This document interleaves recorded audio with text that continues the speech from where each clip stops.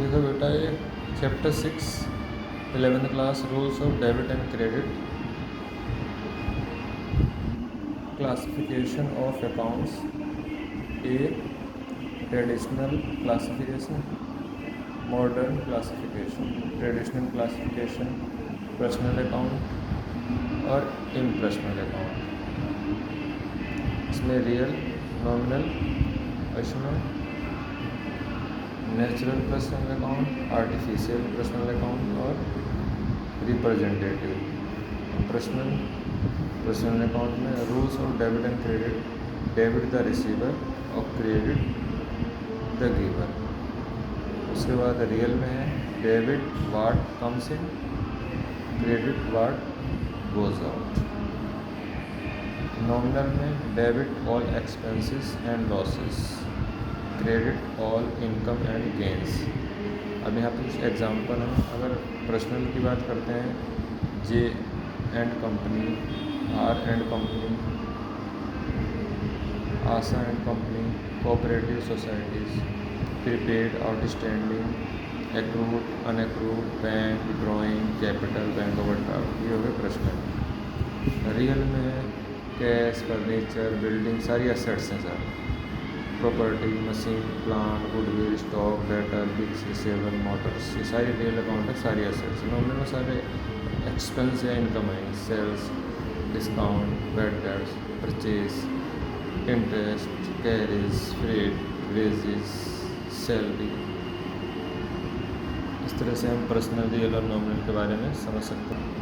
अब modern classification में assets हैं, rules of debit and credit में debit the increase and credit the decrease.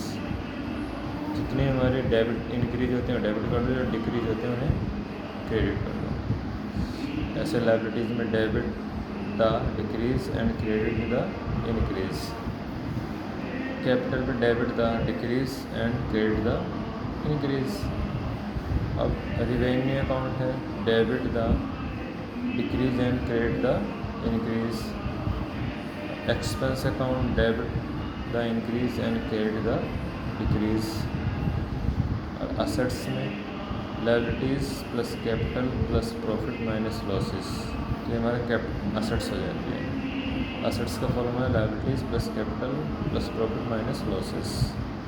अभी कुछ पहला क्वेश्चन जैसे हमने इसमें क्लासीफाई किया है, पर्सनल है, क्रेडिटर, कैपिटल, डेटर्स, रमेश ये debtor, bank overdraft, drawings. Personal में आते हैं। रियल में land and building, motor vehicles, goodwill, investment. Nominal में आते हैं excise duty, salaries, bad debts, depreciation, wages, repairs, interest received, purchase return, fit, return inward. इस तरह से हम पर्सनल रियल नॉमिनल का पहला क्वेश्चन कर सकते हैं। इसमें 7वां क्वेश्चन देखते हैं। इसे इसमें लिखा है ट्रांजैक्शन अकाउंट डिग्री, ये जो हमारा है अकाउंट किस टाइप का है, रियल, पर्सनल, नॉमिनल। तो यहाँ लिख देंगे पर्सनल, रियल, नॉमिनल जो भी है। डेबिट क्या होगा और क्रेडिट क्या होगा और फिर रीज़न। तो सबसे पहले हमारा है, देखो, Manu started business with cash. यहाँ कैश अकाउंट डेबिट और to capital account. Cash debit हो गया और कैपिटल भी हमारा रियल, ये पर्सनल। देखो कैश डेबिट हो गया और डेबिट में आ गया, और ये कैपिटल क्रेडिट होगा जिसके हमारा क्रेडिट में आ गया। हमारा है कम्स इन गिवन, ठीक है, तो हमारा रूल लग जाएगा। ऐसे हमारा दूसरा है कि purchase furniture from business. Furniture purchase किया, फर्नीचर तो कैश आ गया, तो ये रियल है, ये भी रियल है। तो फर्नीचर अकाउंट डेबिट को कैश अकाउंट, फर्नीचर को डेबिट में, इसको क्रेडिट में। ये कम्स इन गोज आउट, ठीक है। उसके बाद तीसरा परचेज गुड्स क्रेडिट फ्रॉम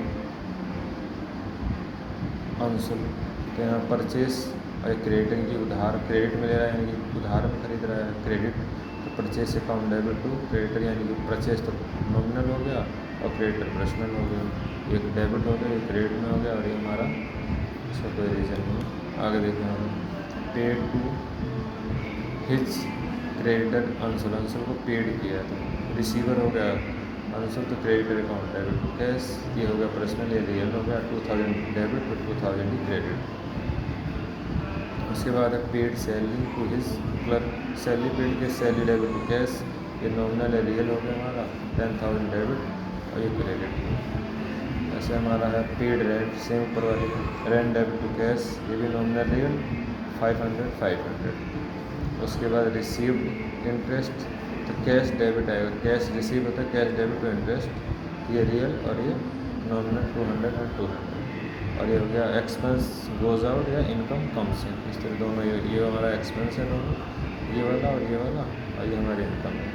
तो इस तरह से हम देख सकते हैं क्वेश्चन नंबर 7। फिर हमारा क्वेश्चन नंबर 8 जिसमें हमें बनाना ओपन टी सेप। टी सेप मशीनरी अकाउंट है, ठीक है। जितनी मशीन हम परचेज करेंगे यहाँ जाएगा टू बैंक या कैश, कैश लिख दो या बैंक लिख दो, ये परचेज होगी दोनों प्लस कर दिया। और यहाँ पे जो सेल होगा या एक्सपेंस होगा, देखो ये सेल कर दिया, फिर इसको सेल कर दिया, ये डेप्रिसिएशन हमारा एक्सपेंस है। फिर उसके बाद इसको प्लस किया, इसको प्लस करके यहाँ लिख दिया, इसमें से 10,000 14,000 1,000 माइनस कर देंगे तो हमारा आंसर आ जाएगा 23,000। इस तरह से हम अपने क्वेश्चन नंबर 7 चैप्टर को हम समझ सकते हैं।